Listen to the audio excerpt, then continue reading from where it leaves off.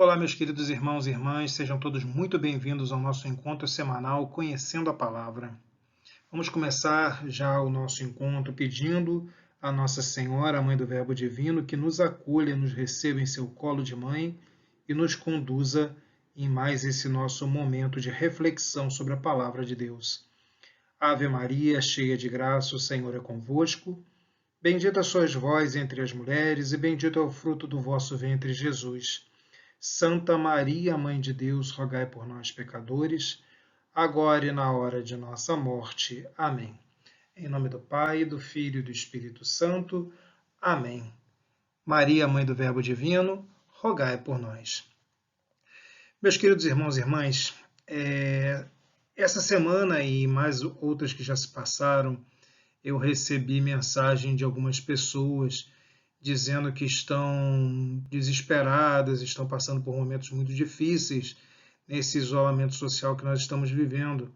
Algumas não estão encontrando paz em casa para poder fazer a sua oração diária do terço, as suas orações particulares, assistir à missa pela televisão, e tem demonstrado assim até um estado um pouco de depressão. Talvez até possa vir a se tornar síndrome do pânico, mas principalmente de depressão. E então eu resolvi gravar nos nossos dois programas, esse de hoje, a primeira parte, e no próximo, algumas passagens, algumas histórias, alguns personagens da Sagrada Escritura que tiveram muita confiança em Deus. E confiança é a palavra do momento. Precisamos ter confiança de que esses dias difíceis vão passar, de que nós vamos retomar a nossa caminhada de igreja, os nossos sacramentos, e daqui a pouco estaremos todos reunidos, nos abraçando e recebendo novamente Jesus Eucarístico. Ok? Então, para o dia de hoje, eu reservei um livro que eu diria a vocês que é o livro da Bíblia que eu mais gosto. Ok? Um livro do Antigo Testamento, poucas vezes tratado, mas um livro lindíssimo, muito pequeno, chamado Livro de Tobias. O livro de Tobias é um livro que não é aceito pelos protestantes e pelos judeus, como nós já falamos, por ser, para nós, deuterocanônico, para eles apócrifo. Né? O livro ele se encontra hoje em grego, há indícios, né? Até nas escavações, nos documentos que foram encontrados no sítio de Qumran, perto do Mar Morto, próximo a mais ou menos a metade do século XX, mais ou menos ali por 1950, mais ou menos, foram encontrados extratos que poderiam ser do original em hebraico ou em aramaico. Mas fato é que hoje nós só temos em grego e ele não é admitido então pelos judeus e pelos protestantes. E também o detalhe de que ele foi escrito muito provavelmente no século IV a.C., durante o período da dominação helenista, a dominação grega, que nós já falamos nos livros de Macabeus. E apesar disso, né, o livro não fala sobre a dominação helenista, fala sobre uma outra dominação, a dominação dos assírios, porque os personagens, Tobit, a esposa, e Tobias, o filho dele, se encontram em Nínive, capital da Assíria. Então seria a dominação dos assírios. Mas, na verdade, todo o contexto relata o tipo de dominação helenista. Então, provavelmente foi escrita durante o período da dominação pós-Alexandre o Grande. Ok? Então, vamos já de imediato começar falando sobre o livro de Tobias. E eu começo para vocês com a apresentação do tema, como superar tempos de medo e depressão com base na Bíblia, a primeira parte. Como falei hoje a primeira parte, semana que vem teremos a segunda parte. E eu coloco essa frase para vocês, que é tirada do próprio livro de Tobias, capítulo 3, versículo 21, primeira parte, né? 21a. Mas todo aquele que vos honra, tenha certeza de que sua vida, se for provada, será coroada, que depois da tribulação haverá a libertação. Então vejam que frase linda que tem tudo a ver conosco no momento. Nossas vidas estão sendo provadas e nós estamos passando por momentos de tribulação, mas depois desse momento, se formos fiéis, se acreditarmos em Deus e superarmos nossas dificuldades, nós seremos coroados e sentiremos então o valor, a força da libertação. Ok? Pois bem, então já me adiantei mais ou menos para vocês falando sobre o livro de Tobias e eu queria contar assim, de forma bem resumida, porque a nossa ideia aqui não é falar fazer um curso sobre o livro de Tobias. Né? Já falei para vocês que nós não temos propriamente um curso bíblico. Se fosse um curso bíblico, então eu estaria tratando cada livro e chegaria o momento de tratar do livro de Tobias. Mas não é o nosso caso, né? Nós estamos trazendo aspectos interessantes e curiosidades sobre os livros. Ou então o momento que nós estamos vivendo, que é o nosso caso de hoje. Pois bem, o que acontece no livro de Tobias?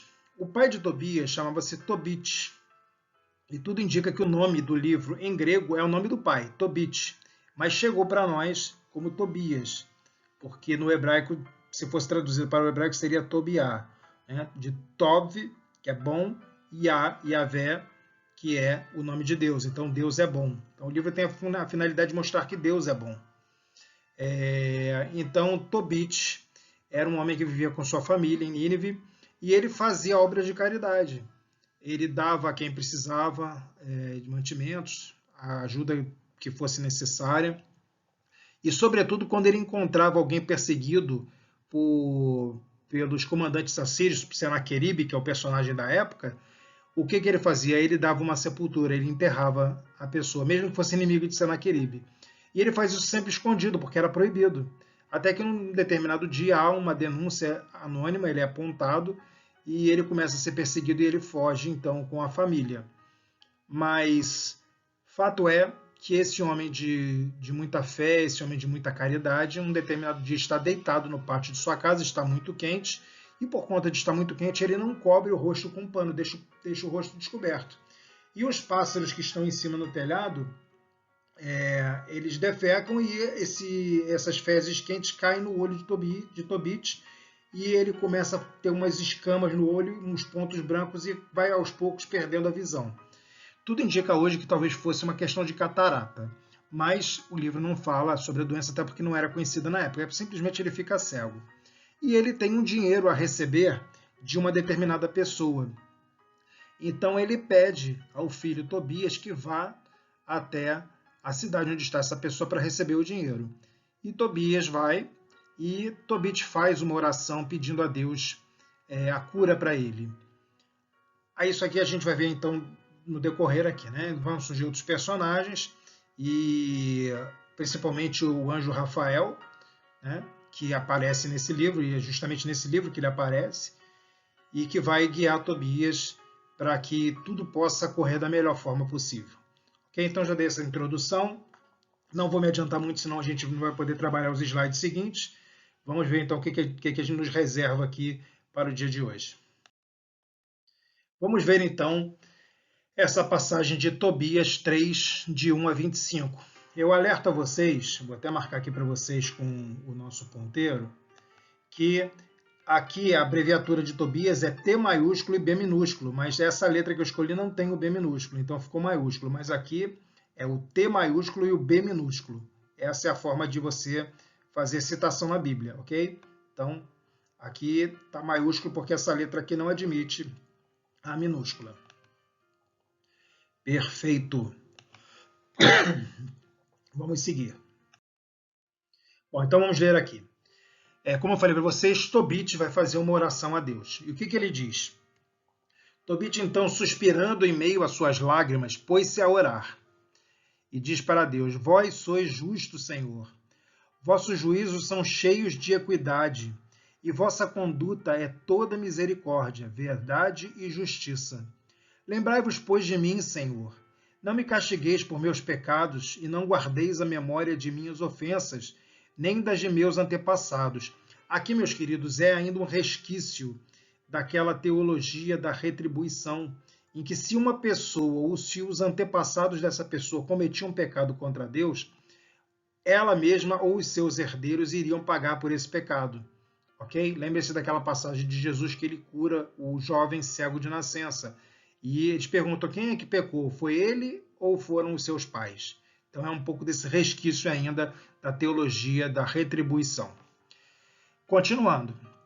Se fomos entregues à pilhagem, ao cativeiro e à morte, e se nos temos tornado objeto de mofa, zombaria, né, e de riso para os pagãos, entre os quais nos dispersastes, é porque não obedecemos às vossas leis. Agora os vossos castigos são grandes, porque não procedemos segundo os vossos preceitos e não temos sido leais para convosco. Tratai-me, pois, ó Senhor, como vos aprouver, mas recebei a minha alma em paz, porque é melhor morrer que viver. Então ele estava num estado de desespero. Um homem estava cego, estava passando necessidades, era perseguido por aqueles que os mantinham ali escravos. E também Tobit tinha uma preocupação, né? Ele queria que o filho se casasse com uma mulher judaica, né? Uma judia. E ali onde eles viviam, havia um politeísmo e as mulheres eram pagãs. Então havia o medo de que o filho não encontrasse uma mulher judia. Então, no fundo, Tobit está pedindo também isso a Deus, que dê ao filho a possibilidade de casar com uma mulher da religião, uma mulher que fosse fiel a ele. Ok? Então, Tobit faz essa oração. Sara, sobrinha de Tobit. Tobit tinha um irmão chamado Ragel, ok? Ragel, e Ragel tinha uma filha chamada Sara. Então, aconteceu que precisamente naquele dia, ou seja, no dia que Tobit fez a oração dele, Sara, filha de Ragel, irmão de Tobit, que morava em Ecbatana, na Média, teve também de suportar os ultrajes de uma serva de seu pai. Ela tinha sido dada sucessivamente a 7 maridos. Vejam que interessante. 7 maridos. Nos livros dos Macabeus, nós vemos a mãe, no segundo livro dos Macabeus, a mãe com 7 filhos. Quando nós vemos a passagem de Jesus no poço de Jacó com a samaritana, a mulher também teve 6 maridos, e nenhum era dela. E Jesus é o 7º homem que chega na vida daquela mulher. Então vejam que o 7 é como sinal de algum tipo de perfeição, né? Então essa mulher teve 7 maridos, que aí no caso poderia representar uma grande quantidade de maridos, e ela nunca conseguia encontrar a perfeição da felicidade, certo? Mas logo que eles se aproximavam dela, um demônio chamado Asmodeu os matava. Tendo Sara repreendido a jovem criada por alguma falta, então a criada cometeu alguma falta, e Sara, como responsável pela casa também, porque era filha do dono da casa, chamou a atenção dessa criada. E a criada respondeu para ela: não vejamos jamais filho nem filha nascidos de ti sobre a terra. Amaldiçoou Sara. Foste tu que assassinaste os teus maridos. Ou seja, veja, ainda jogou, espizinhou a sua patroa. Queres porventura matar-me como mataste todos os 7? Ouvindo isso, Sara subiu ao seu quarto e aí ficou 3 dias completos sem comer nem beber. Ou seja, Sara saiu envergonhada porque aquilo era algo que doía nela, e aquela mulher cruel foi e tocou na ferida de Sara. Então Sara subiu para o quarto, provavelmente chorando, e ali fez penitência. Não comeu e não bebeu durante 3 dias, pensando na sua infelicidade de ser uma mulher que não conseguia casar e, por causa disso, não podia ter um descendente, não podia ter filhos, né? E vejam que aqui citamos o fato do demônio Asmodeu. O demônio Asmodeu, ele está aqui representado nessa foto para vocês aqui, olha. Ele é considerado um dos 7 grandes demônios, né? Que recebe ordem diretamente de Lúcifer. E o nome dele, Asmodeu, vem do hebraico Shamad, aqui, ó, Shamad, que significa perder. Esse demônio ele é associado com o demônio do pecado da luxúria, do sexo. E ele teria sido o amante de Lilith, que nós já tratamos quando falamos das 2 mulheres de Adão. Ela é considerada por alguns que interpretam mal, o Gênesis 1 e 2, né, o capítulo 1 e o 2, e entendem que Lilith foi a primeira mulher de Adão. Então esse demônio teria sido aquele demônio que se casou com ela. E ele fazia com que Sara perdesse todos os seus noivos, ou seja, o demônio que significa perder só trazia a perda para a vida de Sara. O livro não explica por que isso acontecia, por que Deus permitia que o demônio estivesse na vida dela, mas a mesma coisa acontece com Jó também, né? Deus não queria que Jó passasse por aquilo, mas permitiu que o demônio tentasse por algum mistério que não nos é explicado, talvez para que o personagem pudesse crescer espiritualmente, ok?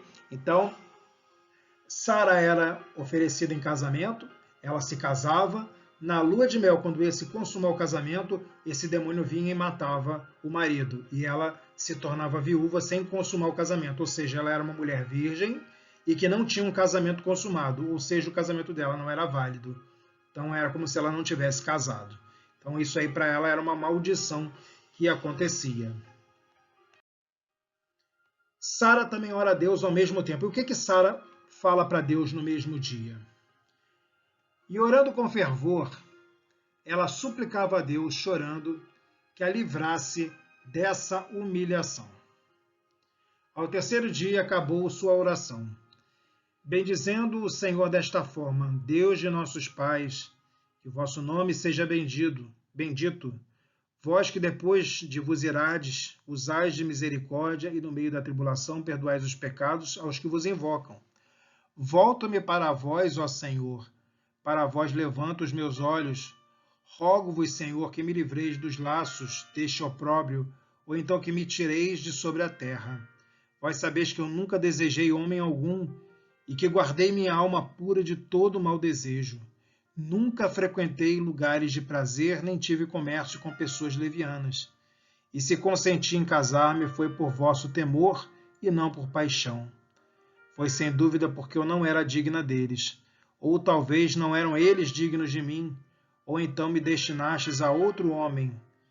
Não está nas mãos do homem penetrar os vossos desígnios, mas todo aquele que vos honra tem a certeza de que sua vida, se for provada, será coroada, que depois da tribulação haverá a libertação e que se houver castigo, haverá também acesso à vossa misericórdia. Então foi aquela frase que a gente pegou no início, né? Que fala sobre esse momento que a gente está vivendo, né? Porque vós não vos comprazeis em nossa perda, após a tempestade mandais a bonança, e depois das lágrimas e dos gemidos derramais a alegria. Ok? Deus de Israel, ó Deus de Israel, que o vosso nome seja bendito. Bom, meus queridos, aqui então é a oração. E vejam vocês que curiosidade. Enquanto Tobit rezava lá em Nínive, pedindo para a sua cura física dos olhos, ao mesmo tempo, Sara em Ecbatana, na Média, um na Síria e outro na Média, ela rezava pedindo a sua cura espiritual, para que Asmodeu não interviesse mais na sua vida e ela pudesse então ser feliz e consumar o seu casamento. Isso está em Tobias 3, 11 a 23. E aí vem essa pergunta então para nós: e Deus escutou aos dois? Cada qual rezando numa cidade distante, um tio, outra sobrinha, sem se conhecerem, e fazendo uma oração a Deus, e Deus escutou essas duas orações feitas ao mesmo tempo? Isso é o que nós podemos nos perguntar agora, nesse período de pandemia. Deus está escutando as nossas orações? Porque nós já estamos aí orando pelo menos desde março. Abril, maio, vamos entrar em junho, 3 meses pedindo a Deus. Será que Deus está em silêncio? Será que Deus nos abandonou, como muitas vezes o salmista fala? Deus não é mais o mesmo, Ele já não nos escuta mais. Nós estamos entregues à desolação, ao desespero, ao abandono. Será que é isso que nós devemos pensar nesse momento? E continua até o final desse capítulo 3. Estas duas orações foram ouvidas ao mesmo tempo. Deus ouviu as duas orações ao mesmo tempo. Foram ouvidas diante da glória do Deus Altíssimo. E um santo anjo do Senhor, Rafael, foi enviado para curar Tobit e Sara, os dois que pediram, cujas preces tinham sido simultaneamente dirigidas ao Senhor. Então vejam que maravilha a obra de Deus. Um pede num lugar, a outra pede num outro lugar, e Deus consegue costurar de uma tal forma, numa sabedoria que o ser humano nunca poderá ter. Ele consegue costurar e atender a 2 pedidos de 2 pessoas, entrelaçando a vida dessas pessoas. Então, Tobit era triste, Sara era triste. Ele traz a vida dessas 2 pessoas e torna uma só família alegre, feliz e realizada. Então, são milagres que somente Deus pode realizar. Aqui, antes de falarmos sobre Rafael, eu aponto para vocês essa nomenclatura que talvez alguns não conheçam. Quando nós temos um Szinho sozinho aqui depois do número do versículo, significa o versículo seguinte também. Então aqui é o livro de Tobias, capítulo 3, versículo 24 e seguinte, ou seja, 24 e 25. Poderia colocar 24 e 25 ou 24S, significa o versículo e o versículo que vem logo depois dele. Ok? Com relação a Rafael, temos aqui, Rafael vem do hebraico Rafael, que significa Deus cura. Ou seja, Rafael entra na história para curar Sara e Tobit. Então, enquanto Asmodeu fazia Sara sempre perder, e ela perdia cada marido naquela noite das núpcias, Rafael vem para curar. Né? Um separa, fazendo com que se perca, e o outro cura como um band-aid, né?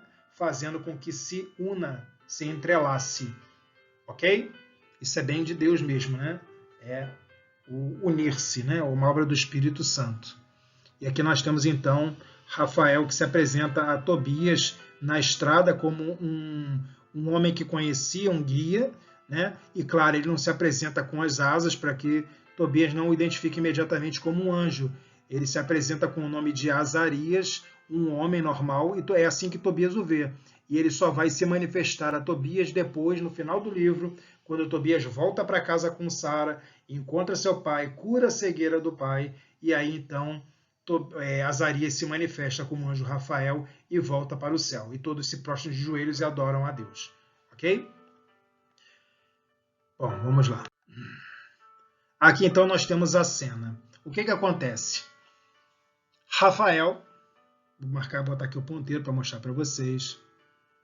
Rafael, ainda como Azarias, diz a Tobias que ele deve entrar para a câmara nupcial e que lá ele deve queimar pedaços de um peixe que eles mataram no caminho até Ecbatana.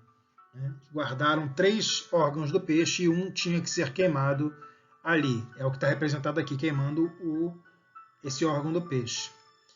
O demônio Asmodeu não suportaria esse cheiro e sairia de lá correndo. E de fato aconteceu. Ele saiu correndo e Rafael foi atrás dele e o aprisionou no deserto do Egito. E assim Sara pôde ficar livre e Tobias toma uma atitude maravilhosa. Ele convida a noiva a não partirem logo para a relação sexual, mas fazerem uma oração, entregando suas vidas, entregando o seu casamento nas mãos de Deus. Ele diz, nós não somos pagãos, então vamos fazer do nosso casamento uma aliança sagrada, uma aliança que venha de Deus, que é o nosso santo. E assim eles fazem a oração, consumam o casamento e geram uma alegria enorme para o pai de Sara, que já tinha enterrado 7 pretendentes e agora vê que ela conseguiu consumar o seu casamento e traz honra para aquela casa. Ok? Isso é essa passagem aqui da história de Tobias. Digo para vocês que eu gosto tanto desse livro, que eu tirei esse trecho da oração que Sara e Tobias fazem para colocar na primeira leitura da missa do meu casamento. De tanto que eu gosto desse livro.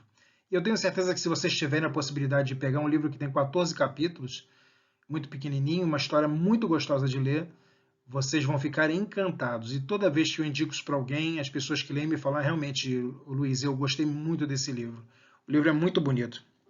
Tanto nessa passagem, quanto no momento da cura também de Tobit, quando ele volta para casa, Tobias volta para casa e consegue então curar a vista do pai. Ok?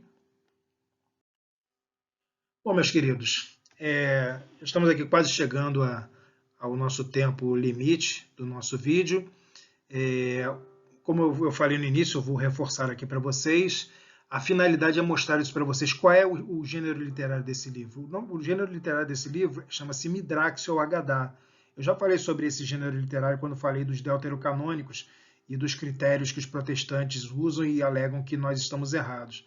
Vejam só, o gênero de Midrax ou Agadá, ele é como se fosse uma novela. Ele mostra que as pessoas estão ali sofrendo, estão entregues aos poderes do mundo, mas que Deus não está calado. Deus não está escondido, Deus está ouvindo, Ele está controlando tudo. Ele pode estar um pouco distante, mas Ele está olhando tudo, Ele está observando tudo.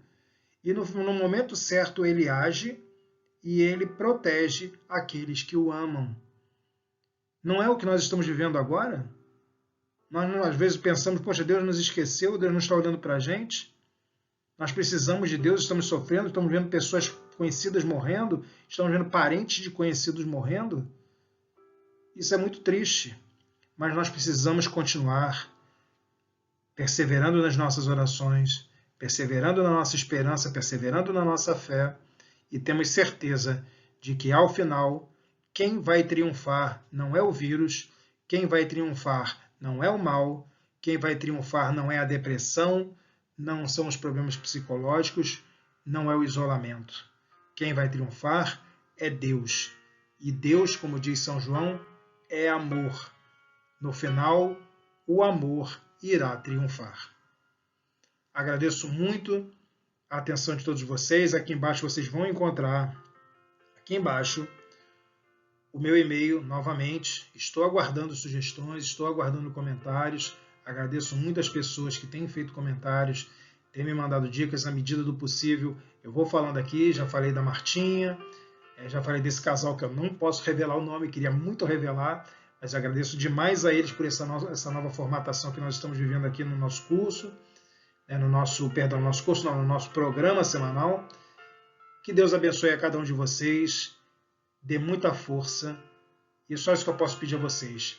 Força e fé, nós vamos vencer. O final ainda não chegou e Deus vai triunfar no final. Ok? O Senhor esteja convosco, Ele está no meio de nós. Por intercessão de São Rafael, abençoe-vos o Deus Todo-Poderoso, Ele que é Pai, Filho e Espírito Santo. Amém. Eu já estou prometendo a vocês há muito tempo tratar do Pentateuco. A nossa segunda parte desse tema da pandemia, para que nós tenhamos força e acreditemos que Deus não está esquecendo de nós, vai ser retirado de um dos livros do Pentateuco, ok? Então, na semana que vem, a gente vai tratar de um dos livros do Pentateuco. Que todos vocês tenham uma semana muito abençoada. Shavua Tov. Até o nosso próximo encontro. Leit Haot. E que a paz habite sempre no coração de cada um. Shalom Aleichem.